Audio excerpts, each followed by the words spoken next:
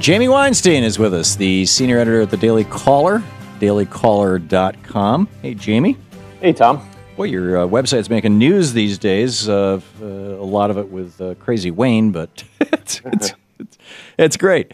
I'm curious your thoughts on the president today, of course, called out the Republicans, and this is correct me if I'm wrong. I think this is the first time he's actually used the R word, or have I missed previous iterations? You might be right. You're referring to recession?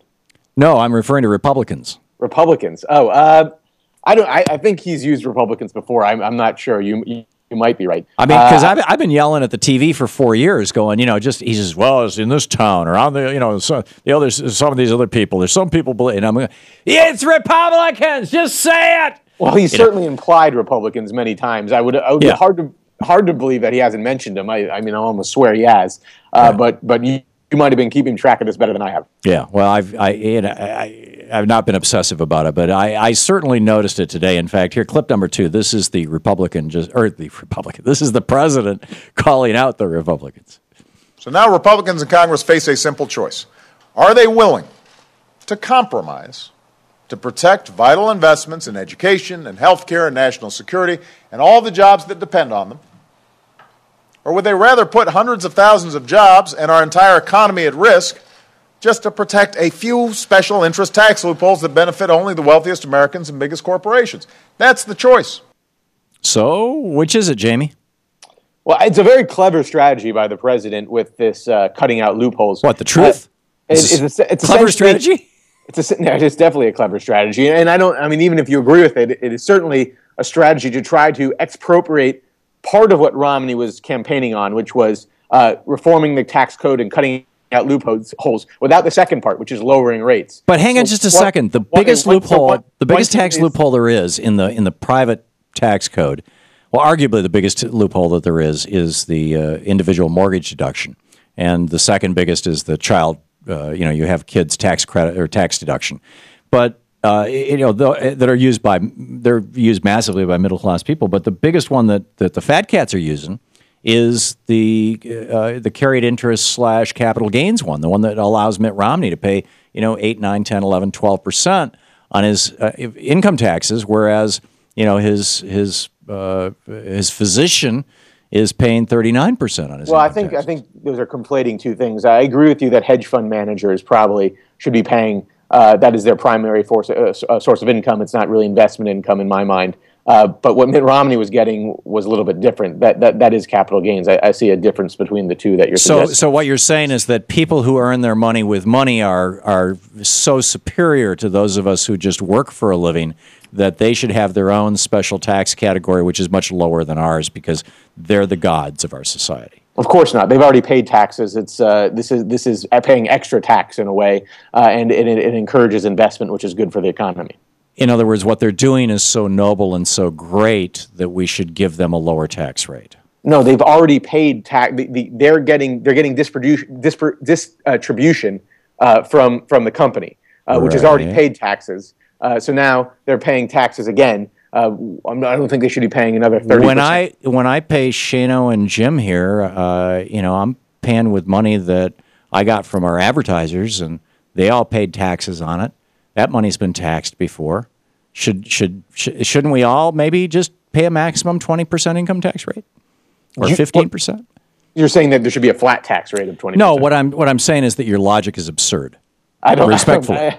I don't think that's right at all, Tom. I think that most economists believe that in a capital gains tax as a lower rate than an income tax. Ronald Reagan didn't think that. You would admit that, right? I mean, most economists think that lower capital gains tax is a good thing. That's why you see that all around the world where the capital gains tax is lower than the ordinary. No, I don't think it's because economists think that. I think it's because what you're seeing all around the world, and by the way, it didn't used to be that way. What you're seeing all around the world is that politicians, one after another, are being bought off by the very, very wealthy, and they're kowtowing to them and giving them special tax rates. This is what President Ronald Reagan had to say about the absurdity of there being a lower tax bracket for the Mitt Romneys of the world than for the bus drivers of the world. Here he is. We're going to close the unproductive tax loopholes that have allowed some of the truly wealthy to avoid paying their fair share. In theory, some of those loopholes were understandable, but in practice, they sometimes made it possible for millionaires to pay nothing, while a bus driver was paying 10% of his salary, and that's crazy. Do you think the millionaire ought to pay more in taxes than the bus driver, or less? And that was a Republican audience. More! Okay, but that's I think it's a little deceptive, that quote.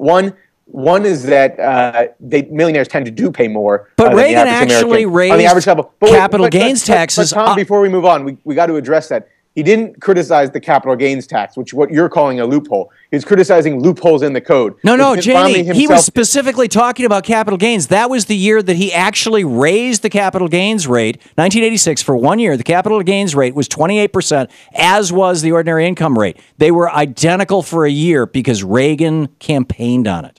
But you do concede that most millionaires pay around, I think, 30% in taxes, which is higher than their secretaries. It's very unusual for someone to pay less than their secretary if they're in the millionaire No, actually, category.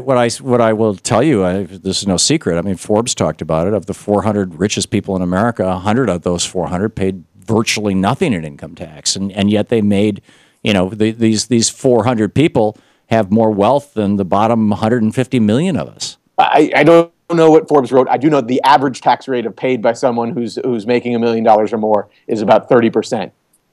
Yeah. Well, what, including state, federal, everything else? Income taxes. Oh, income taxes. I'd be really surprised by that, and I'm guessing. Well, what's the old saying? There's figures and there's liars and statistics and whatever. And I'm not calling you any of the above. I'm saying either one of us could jigger numbers around. I'm talking about the conceptual thing here. But let us not debate capital gains any longer. Let's get back to the sequester rather. This was something John Boehner, when this sequester happened, John Boehner had this to say. And when you look at this final agreement that we came to with the White House, I got 98% of what I wanted. I'm pretty happy. So what's the deal? Why are the Republicans trying to blame this on the president now when Boehner and frankly Paul Ryan, I could play you the audio of that too, claimed that this was their sequester? They were quite proud of it. They liked these cuts going in automatically.